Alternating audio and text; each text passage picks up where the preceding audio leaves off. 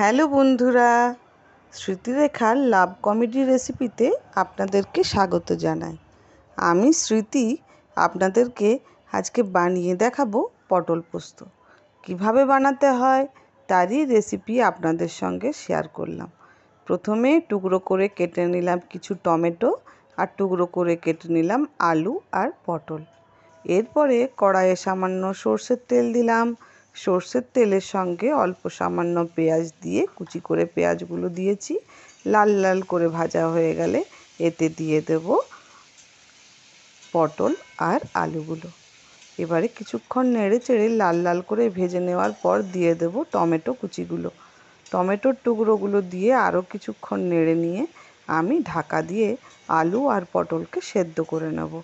এরপরে মিক্সিতে বেটে রেখেছিলাম পোস্ত, সেই পোস্তকে এবারে অ্যাড করে দেওয়ার পালা। কিছু কাঁচা লঙ্কা কুচি দিয়েছি, তাতে কিন্তু ঝাল ঝাল খেতে দারুণ লাগবে। এই তো অ্যাড করে দিলাম পোস্ত বাটা।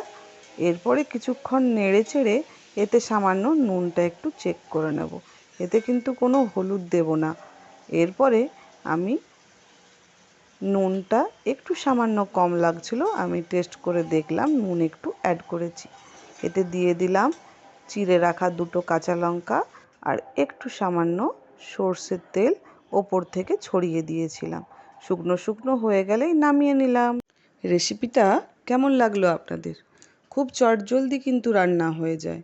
বাড়িতে একটু ট্রাই করে দেখতে পারেন। টাটা।